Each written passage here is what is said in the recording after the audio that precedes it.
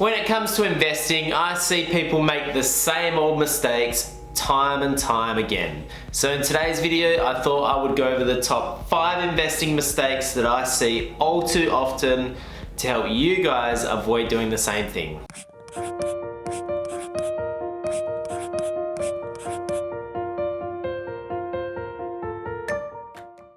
Hello guys, Brad here from The Guided Investor. Welcome back to another video, and if you're new here, consider hitting that subscribe button because I post videos about how you can do more with your money. Today we're covering off the top 5 investing mistakes that I see all too often. And I always say to people, part of my job, or a big part of my job as a financial advisor, is to stop people making silly mistakes, because those silly mistakes can really set you back. The first investment mistake is getting caught up in the hype. Now, we see this all the time where people have a chat to their friends tell them about how much money they're making and how well they've done, and they jump on the bandwagon with them. A very good example of this that we saw recently was Bitcoin. So as you can see, Bitcoin's been around for years, but it wasn't until 2017 where people really started to get excited about it. And if you have a look here, in December 2017, it hit a massive high. And that's because the average person was talking about Bitcoin, the average person was buying Bitcoin, and what do you know, 2 months later, it's more than halved in value. And those people that jumped on board and got caught up in the hype of Bitcoin got burned. As a rough rule of thumb, by the time the general population is all jumping on board with an investment, it's normally time to sell out, because that's when you're leading into bubble territory. The second investment mistake I see all the time is people copying other people. Your investment plan needs to be appropriate for your financial position, your goals, and your objectives. And therefore, everyone's financial plan or everyone's investment plan needs to be unique. So just because your neighbor is buying an investment property doesn't mean you should too.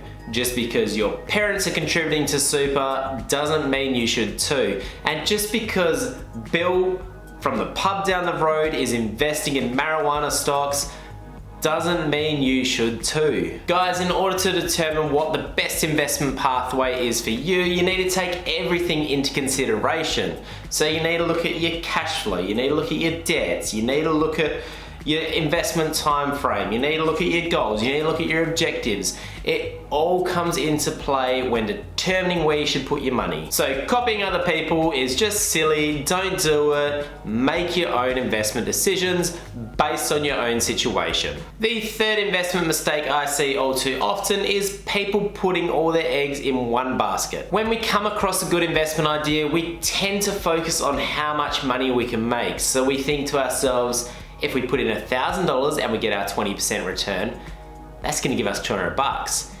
But if we put in $100,000 and we still get our 20% return, that's gonna give us $20,000. We keep looking at the positives. So we get greedy and we only focus on the upside, but in reality, things change, investments change, and that investment that was planned to produce us 20% can quickly turn into the investment that lost us 50%. So the way to mitigate this risk is to diversify your portfolio and diversify your investments. Sure, have conviction on your best ideas, that's fine, but don't put everything into one thing. Me personally, I diversify everything from asset classes to individual assets. So for instance, I have an investment property and I also have shares.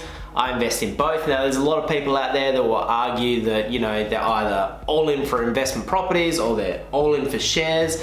And for me, I take the view that growth assets go in cycles, and at some point shares are going to outperform property, and at other points property is going to outperform shares. And so therefore, for me, for a long-term investor perspective, I like to take exposure to both. Now with my property, I don't own property in the same suburb, I diversify across different suburbs. And with my shares, I don't hold all my money in a single shareholding, I diversify across a number of different companies using LICs and ETFs.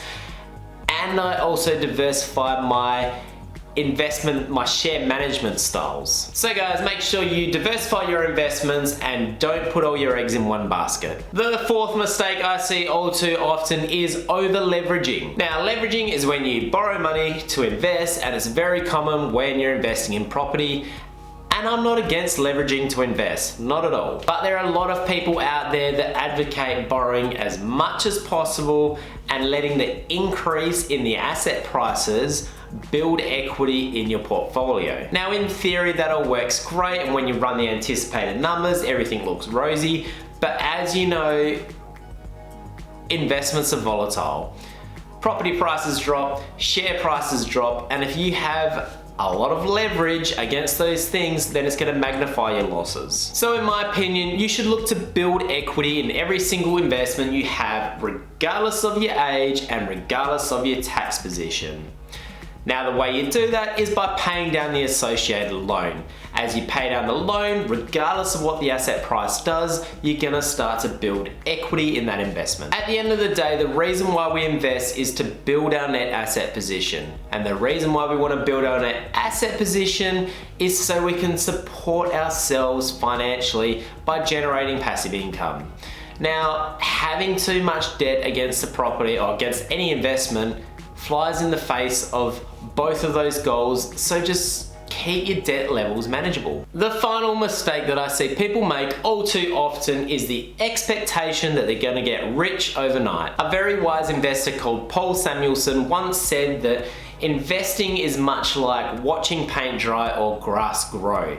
If you want excitement, then take $800 and go to Las Vegas. And guys, this is very true. Proper investing is quite boring. You're not gonna get a life-changing return overnight. If you're doing it right, you're gonna get a modest return year on year, and if you do that over time, eventually compounding is gonna turn that modest return into something pretty special. Now, there are obviously investments out there which have the potential for a massive return in a small amount of time, but these investments don't come without risk. So for example, you could invest in a gold mining exploration company. If they hit gold, you're gonna make a lot of money, but chances are they're gonna find nothing and you're gonna lose all of your money. So for me guys, that's more of a gamble. It's not so much investing. I tend to stay away from that stuff. So when you start to invest, have the expectation that you're gonna invest consistently for the long term. So that's my 5 investing mistakes, guys. Let me know in the comments section below if there's anything that you want to add to this list. And I think this is probably going to be my last video for the year, so I just want to say a quick thank you to everyone who spends time watching my videos. I really appreciate you guys, and I hope you have an awesome Christmas, and I will see you in 2020.